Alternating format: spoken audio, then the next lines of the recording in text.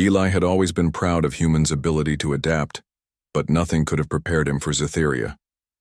The planet shimmered with strange violet skies and floating crystal spires that reflected light in every direction. Ships glided silently over the city like silver fish. Eli, a human diplomat, felt both awed and nervous as he stepped onto the palace grounds. The mission was simple, or so he thought. Humans were here to strengthen diplomatic ties with Queen Varela, ruler of the Zytherians. A peaceful alliance could benefit both species. But Eli soon discovered that alien diplomacy was far more delicate than Earth politics. Every word, every gesture, even the way he breathed could be misinterpreted. The throne room was enormous. Bioluminescent plants lined the walls, casting soft glows on the polished floor. At the far end, Queen Varela sat on a levitating throne. Her presence was imposing but calm. Her skin shimmered like molten silver, and her eyes were deep pools of gold. Around her stood advisors, guards, and attendants, all watching Eli with intense curiosity. Eli bowed, trying to follow every protocol he had memorized, but the moment he opened his mouth, disaster struck. "Your Majesty," he began, "humans are, well, better at some things than—" He froze. The words felt wrong the instant they left his mouth. He hadn't meant to insult, but in trying to compliment, he had implied that the Zytherians were somehow inferior.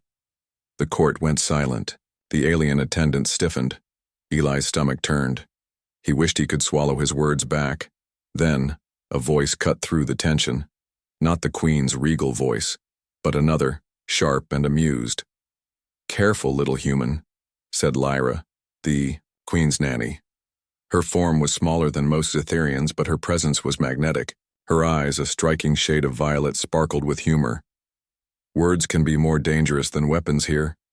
Eli blinked, caught off guard. Lyra wasn't scolding him the way he expected. Instead, she smiled slyly, as if she understood his clumsy intentions but also enjoyed watching him struggle. Queen Varela did not speak, but her gaze lingered on Eli. He could feel the weight of centuries of wisdom and authority. It was intimidating. But Lyra's reaction made him feel a tiny spark of hope. Maybe he could survive this first encounter. Lyra stepped closer, her movement smooth and deliberate. She leaned slightly and whispered, just loud enough for him to hear, "You may be foolish, but you are not without potential." Eli swallowed, hard.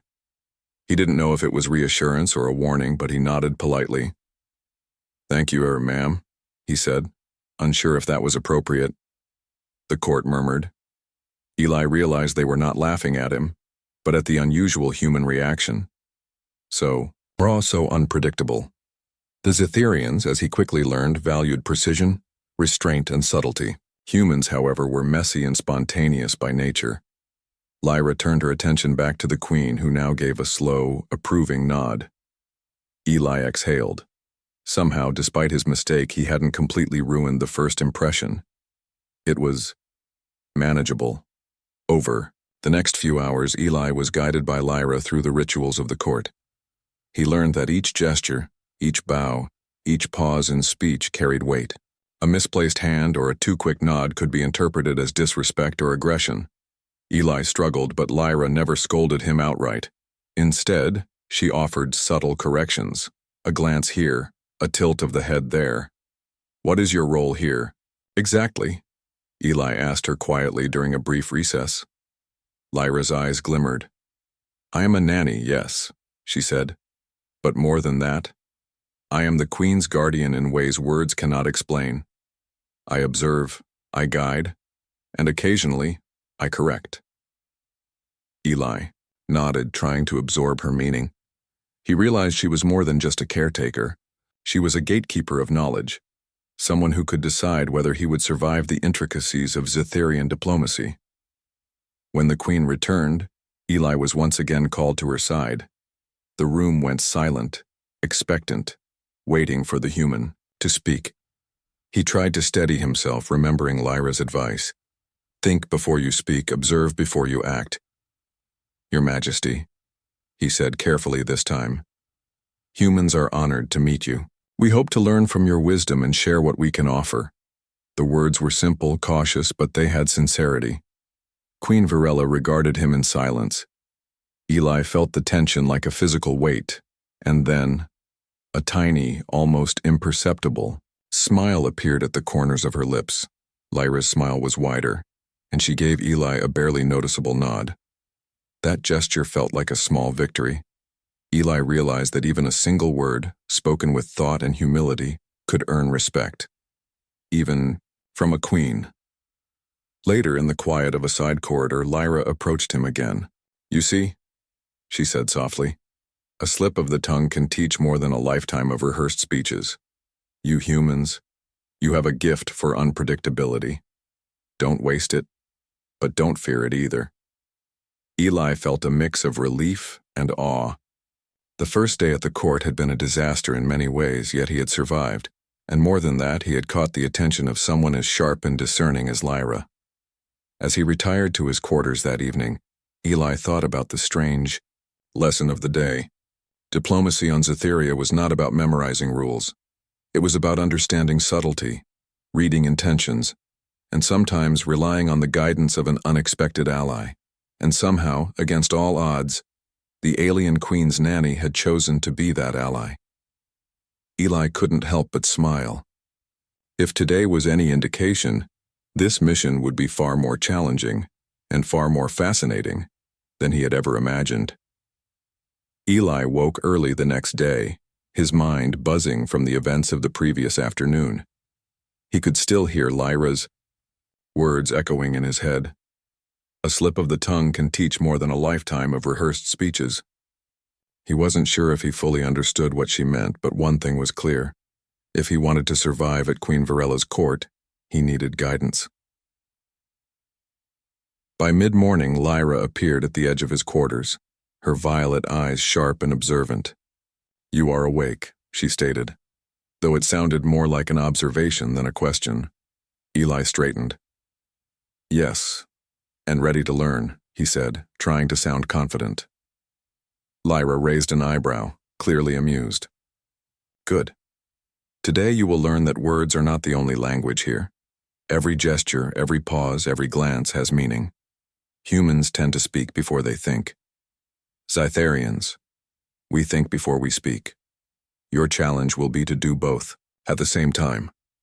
Eli swallowed hard. "I'll try my best." "Try?" Lyra's lips curved into a teasing smile.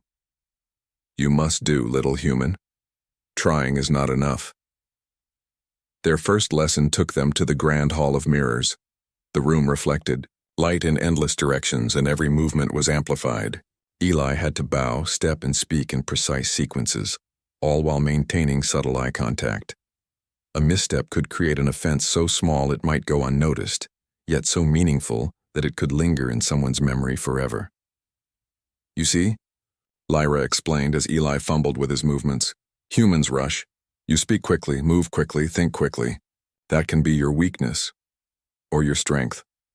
Only one way to find out which." For hours, she corrected him silently. A tilt of the head here, a softer tone there. Eli began to notice patterns he hadn't before. The way the queen's attendants mirrored each other, the subtle hierarchy in gestures, and how even a small hesitation could signal doubt. By afternoon, Eli's body ached, but his mind felt sharper. He realized that Lyra was not just teaching him manners, she was teaching him observation, the human skill of noticing small details others miss. "You are learning faster than I expected," Lyra said during a short break. She handed him a cup filled with a glowing purple liquid. "Drink this. It will calm your nerves and help your mind focus. But remember, it does not replace understanding. You must still think for yourself." Eli nodded, grateful. He sipped carefully. The liquid had a sweet, almost electric taste, and he felt his senses sharpen. Colors seemed brighter, sounds clearer, but more importantly, he felt more aware of every movement around him. Later, they returned to the Queen's court for a formal audience. Eli's task was simple: observe, greet, and respond appropriately. He had practiced countless scenarios in his mind, but he knew that nothing could fully prepare him for real interaction. The Queen's attendants lined up as usual, and Eli stepped forward. He noticed the slightest shift in the Queen's posture, the way a hand hovered over a console, and how her eyes briefly flicked to Lyra. Using these subtle signals, he timed his words and gestures carefully. "Your Majesty," he said smoothly, bowing exactly as he had been taught, "I am honored to be in your presence once more." The court remained silent, watching his performance. Eli's heart pounded, but he remembered Lyra's instruction. Observe first, react second. The Queen's expression remained neutral, but Lyra's eyes glimmered with approval. Eli realized that she had set up a challenge without telling him, testing whether he could apply what he had learned under pressure. After the audience, Lyra guided him to a quiet balcony overlooking the floating gardens. "You passed the first test," she said, her tone unreadable. "Do not rejoice yet. The next lessons are harder. You must learn to read people, not just rules. To understand intent, not just action."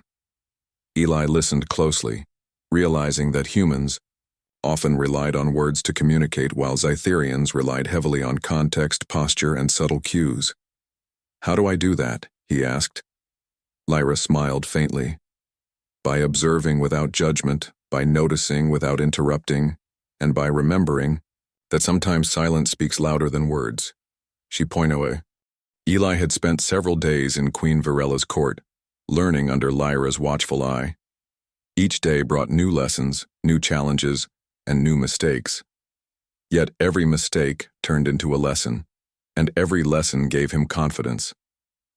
Still, there was something about Lyra that puzzled him. She called herself a nanny, but her influence reached far beyond caring for the royal children. Guards bowed respectfully as she passed. Advisors listened when she spoke. Even the Queen herself sometimes leaned toward her in quiet consultation. One evening, after a long day of practice, Eli found himself walking with Lyra through the floating gardens.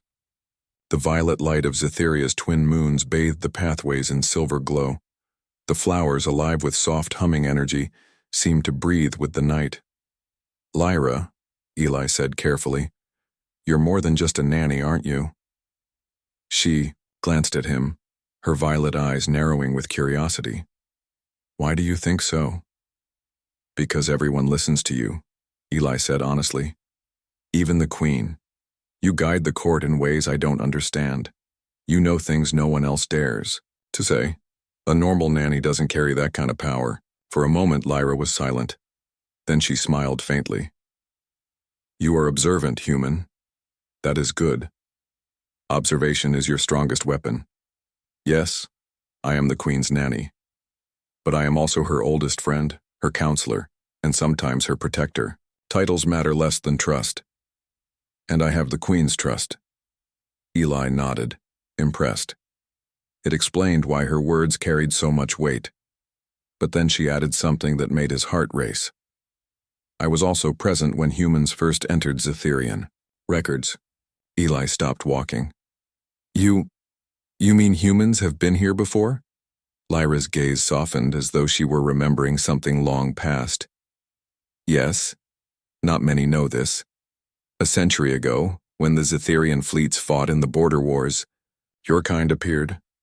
At first, the Council dismissed humans as weak, unorganized, and fragile, but when the battles grew desperate, humans showed something the Council had never seen before: unpredictable courage." "What happened?" Eli asked, his curiosity burning. Lyra looked toward the twin moons. "When all strategies failed, the humans tried something reckless. They abandoned the perfect plans of the Council and instead used instinct. They did the unexpected. And in doing so, they saved allies who would have been lost. The war ended not with power, but with human creativity." Eli felt a strange pride rise in his chest. "So, humans made a difference." "Yes," Lyra said, "and because of that the Queen has always remembered. That is why she listens even when others doubt. She knows your kind has gifts no strategy can predict." Eli walked in silence for a moment, absorbing her words. It explained why the Queen had not dismissed him after his first mistake. It explained why Lyra took the time to teach him. Humanity was not here as beggars, but as something more, an ally with value. "Why tell me this?" Eli asked finally.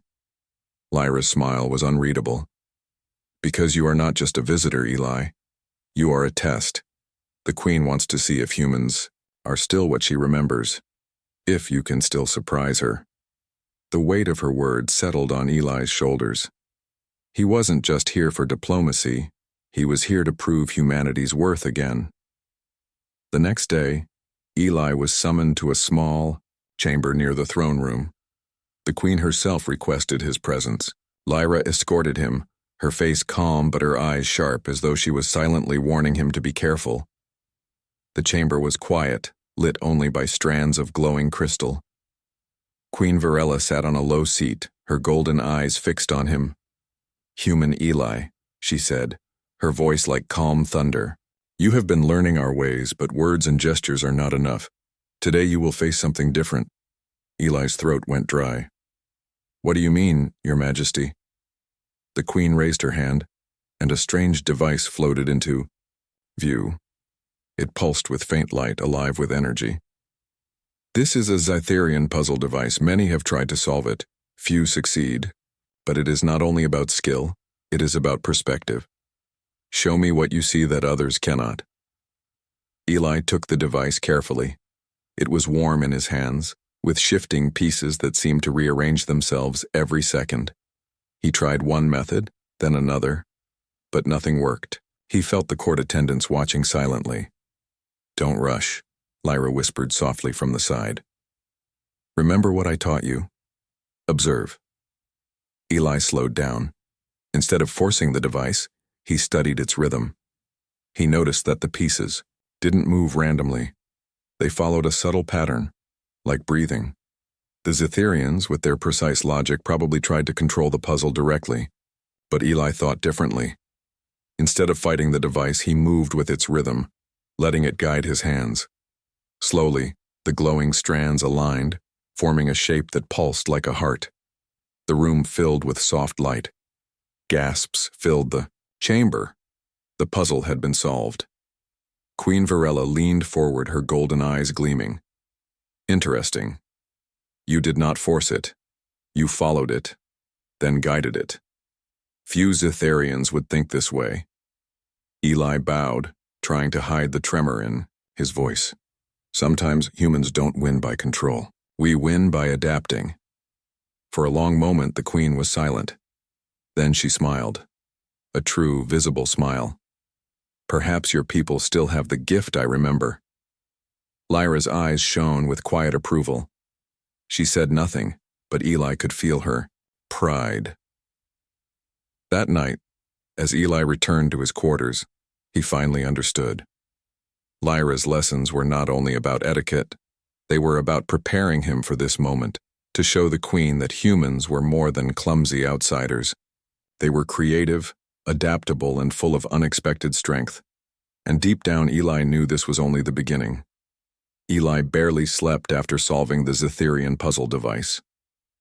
The Queen's faint smile had burned itself into his memory. For the first time, he felt like he had shown something of value, not just words, but the human way of thinking. Yet deep inside, he knew this was not the end. It was only the start of something far greater. The next morning, Lyra appeared as usual, sharp-eyed and calm. But today her tone was different, serious, almost heavy. "The Queen is pleased with you," she said, "but that also means she will expect more." "Do you understand, human?" Eli nodded slowly. "I think so. She's testing me, isn't she?" Lyra's lips curved slightly. "Everything here is a test, but today's challenge will not be about puzzles or manners. Today it will be about courage." Eli's heart skipped. Courage? That word sounded heavier than all the others.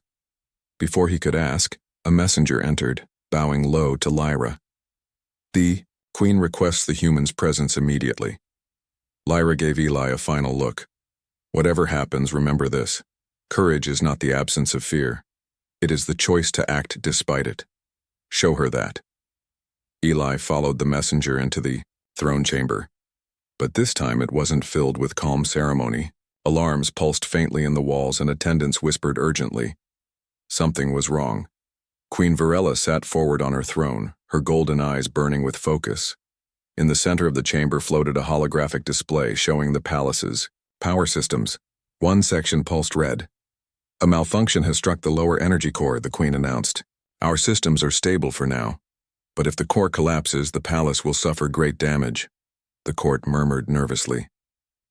Eli stared at the red lights on the display, unsure what any of it meant. Then the queen turned her gaze directly to him. "Human Eli, you will go with Lyra and attempt to stabilize it." Eli froze. "Me? But I don't even understand your machines." The queen's expression was calm, but her words were sharp. "That is exactly why. Zetherian logic has failed to solve it. Perhaps human unpredictability will succeed." Eli swallowed hard. This was madness. He wasn't an engineer. He wasn't a soldier. He was just human. But Lyra stepped beside him, her presence steady. "Come. Do not waste time." They hurried, down long crystal corridors until they reached the lower levels of the palace. The walls trembled faintly with unstable energy.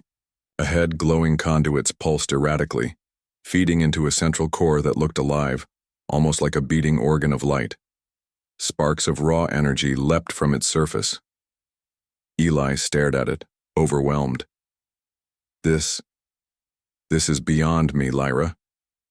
Lyra's voice was firm. "No, do not look at what you cannot do. Look at what you can see. You humans notice things others ignore. Trust that instinct." Taking a deep breath, Eli studied the core. Zetherian engineers had clearly tried to repair it. Precise lines of code, logical sequences, all laid across the control panels. Yet, none of it worked. The system rejected their solutions as if it resisted being controlled. Eli remembered the puzzle device from before. It hadn't wanted to be forced. It had wanted someone to move with it, not against it. Slowly, he placed his hands on the controls. The Zetherians had been trying to override the flow of energy, but Eli noticed something different. The pulses of light followed a pattern, almost like breathing again. He adjusted the controls, not to stop the pulses, but to guide them into rhythm. The core flickered violently, then steadied slightly. Eli felt sweat on his forehead. "It's working, I think." Lyra watched silently, her violet eyes never leaving him. The energy surged again, threatening to spiral out of control. Eli's first instinct was to pull back, but then Lyra's words echoed in his head. "Courage is not the absence of fear. It is the choice to act despite it." Instead of retreating, Eli leaned in. He adjusted the sequence further, letting the core breathe through him. He stopped thinking like an engineer and started thinking like a human. Messy, flexible, willing to improvise. The core let out a FE. The atmosphere in the royal palace was thick with tension. Eric had never felt more out of his depth. The negotiations were at a standstill. Earth's future in the galaxy depended on the success of these talks, but all he had were his words, and even those seemed to fall short. The Queen's mysterious burden weighed heavily on him, as did the cryptic words Lyra had shared with him. A shadow loomed over the Queen and her people, something far more dangerous than a simple political dispute. But what was this threat? Why hadn't the Queen revealed it sooner? Eric found himself pacing the long halls of the palace once again. The events of the past few days were becoming harder to ignore.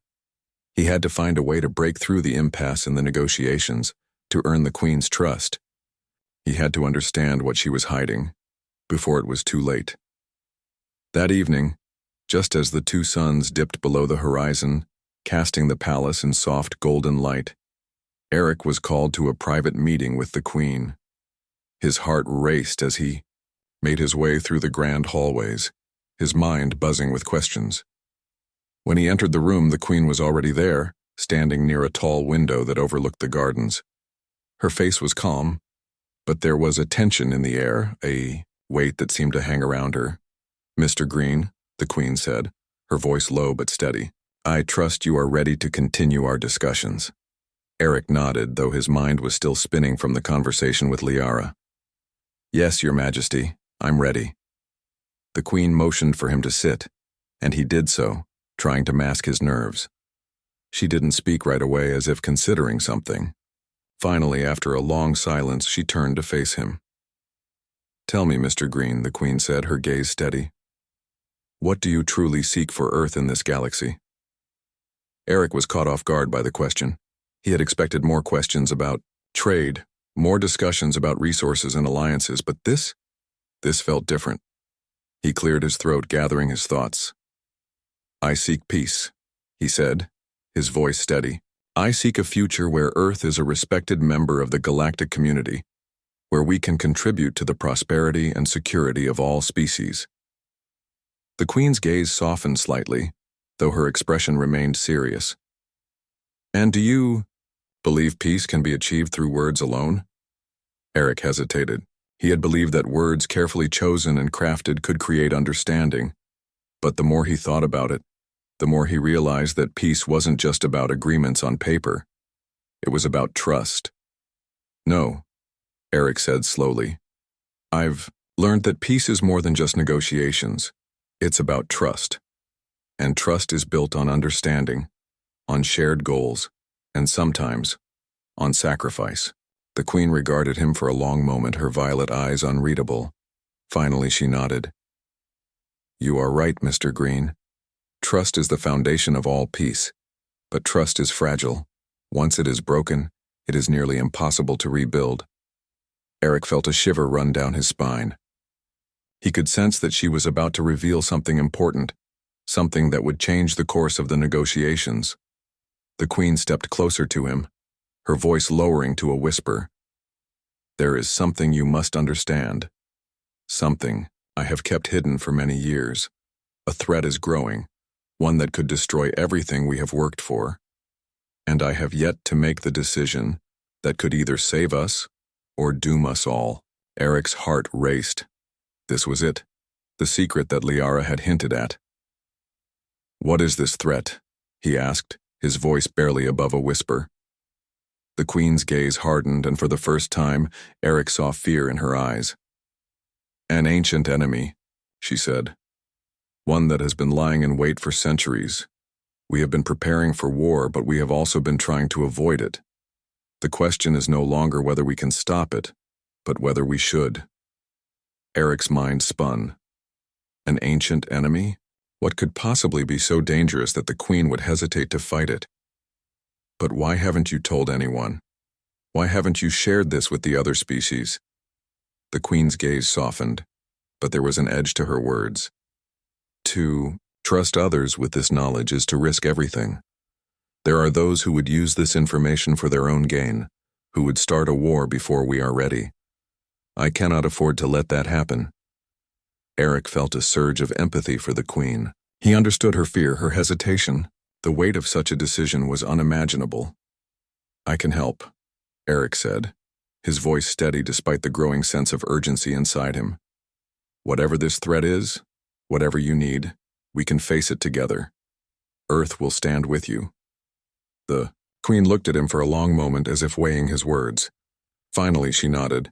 I hope you truly mean that, Mr. Green, because the path ahead is uncertain, and the cost may be higher than you can imagine. Just then, Liara entered the room, her presence as calm and composed as ever. She stepped silently to the Queen's side, her violet eyes briefly meeting Eric's. She didn't speak, but there was something in her gaze, something that made him feel as though they were all part of something much larger than they had yet realized. The time has come, the Queen said, her voice resolute. The decision must be made. I cannot do this alone. Eric stood, his determination hardening. You won't have to. Liara nodded slightly, her eyes never leaving Eric's. For the first time, he saw something in her, a quiet approval, perhaps, or a deeper understanding of what was to come. The Queen's gaze shifted back to Eric. Then let us begin. The night was heavy with anticipation. The stars outside the Queen's palace window twinkled like distant promises, but within the walls there was only silence, broken by the soft rustling of Liara's robes and the quiet breathing of the Queen. Eric stood at the center of the room, his mind racing with everything he had learned in the past few days. The decision was now in his hands.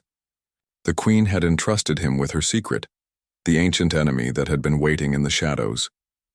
But even now, as the weight of that responsibility pressed down on him, Eric wasn't sure what to do next. What was the right move? How could they face this unknown threat? "You understand the gravity of the situation, Mr. Green," the Queen said, breaking the silence. Her voice was calm, but there was a firmness behind it that Eric couldn't ignore.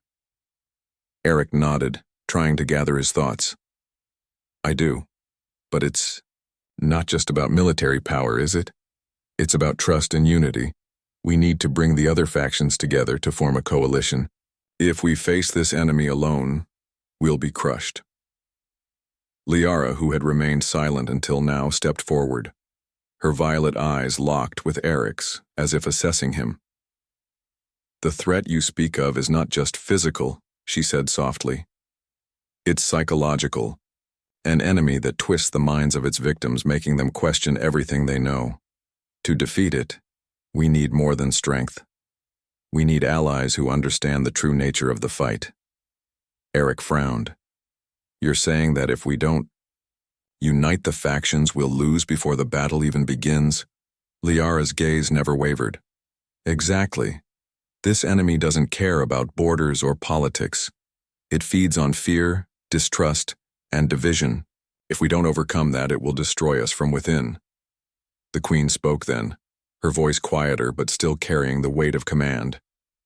"And that is why I have kept this secret for so long. I couldn't risk exposing this threat before. We were ready. If the factions knew, they might have used it to their advantage, or worse, they might have fractured completely." Eric understood. The Queen had been walking a fine line, balancing the safety of her people with the need for unity.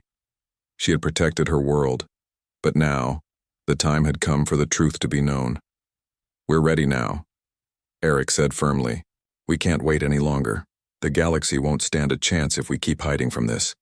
The Queen's eyes softened slightly, and for the first time since Eric had met her, he saw a flicker of something personal in her expression, a trace of vulnerability. "You're right. But I need to know that we can trust you, Mr. Green. That you will fight for us, even if it means making difficult choices." Eric met her gaze without hesitation. "I swear on my people's honor that I will stand with you. Earth will do whatever it takes to ensure that peace and unity prevail." There was a long pause as the Queen seemed to consider his words. Finally, she nodded. "Then it is time," the Queen said. "We will reveal the truth to the galaxy, and we will prepare for the war that is coming." Liara stepped closer to Eric, her expression unreadable. She had been quiet through most of the conversation, but now, there was something different about her. The calmness in her eyes seemed to have shifted, replaced with something else, something deeper. "We will need more than just diplomacy," Liara said. "You are right about that. The factions will need to be united, but that unity will come at a cost. Some will not be willing to fight for a cause they cannot see." Eric felt a twinge of fear, but he stood his ground. "Then we show them. We show them what is at stake. If we can convince them to fight with us, then we have a chance." Liara's gaze softened. "It won't be easy, but I believe you are the right person to lead this." Eric felt a strange sense of pride at her words, but it was quickly overshadowed by the gravity of the situation. He was standing on the edge of something far larger than himself. The fate of the galaxy rested on his shoulders now, and he couldn't afford to fail. "I won't let you down," Eric promised, though he wasn't sure if he believed his own words. The path ahead was unclear, and the cost of failure was unimaginable. The Queen nodded, her eyes resolute. "I believe you. Now, we must move quickly. We will call upon our allies, and